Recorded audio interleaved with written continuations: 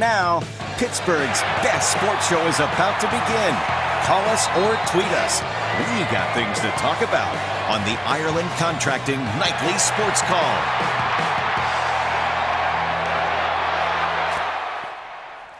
Thank you very much, Julie. Welcome, everybody, to the Ireland Contracting Nightly Sports Call. I'm Josh Taylor, in tonight for Bob Pompiani. Joined in studio by Pittsburgh Post-Gazette columnist Gene Collier joins me. And, Gene, let's get to some of the basic stuff here. Of course, training camp for the Steelers at Latrobe today. Couple of injuries that they're dealing with, some smaller things. To be more specific, Juju Smith-Schuster didn't practice today. Morgan Burnett finally on the field for the first time. But I think the big news of the day as far as injuries go from Mike Tomlin confirming what we've been told about Ramon Foster. Looks like he'll be out 3 to 4 weeks. Hyperextended knee, maybe some bruising, but nothing serious. And, Gene, I'll ask you this question as we start out here. If you're looking at guys that are probably, I don't want to say irreplaceable, but guys you couldn't afford to lose on this team, for this Pirates team, where would you start and why?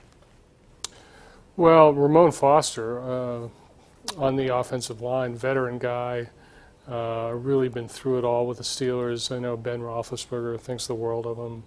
But the Steelers are fortunate to have a number of guys on the offensive line that are equally valuable. Pouncey, DeCastro, just to name a couple. Marcus Gilbert when he's available.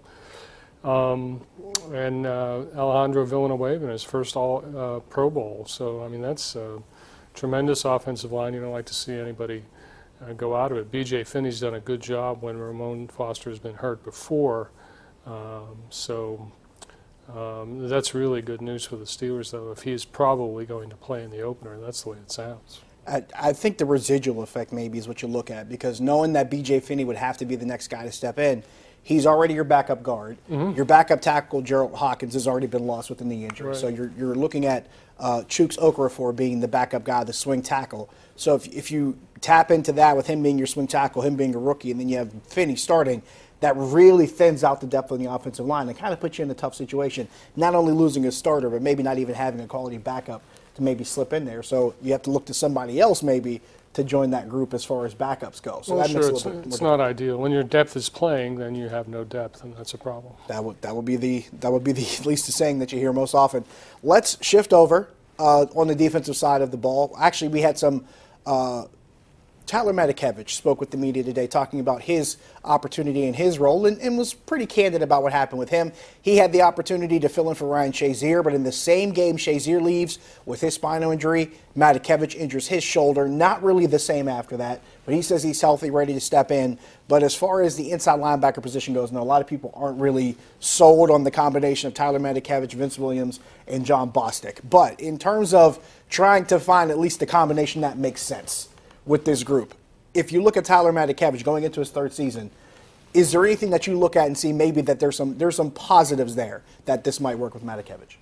Well, Tyler's one of those players that coaches seem to really like, and they seem to really want him to succeed.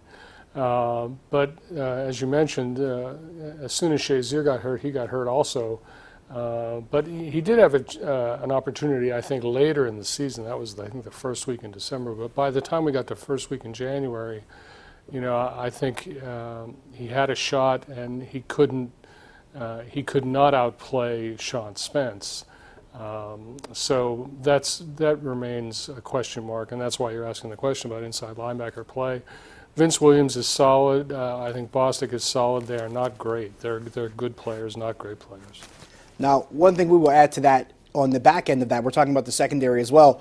Mike Hilton's another guy that actually has a lot of expectations as well. Mm-hmm. It seems like they're doing more different things with him, as far as maybe him playing in different packages involving 3 safeties.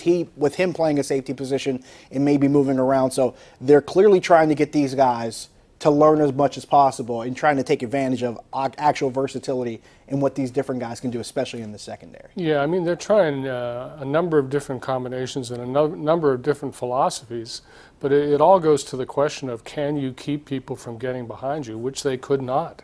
So that's a key area of urgency for the Steelers going into this season, as it was all of last season and all afternoon against Jacksonville twice.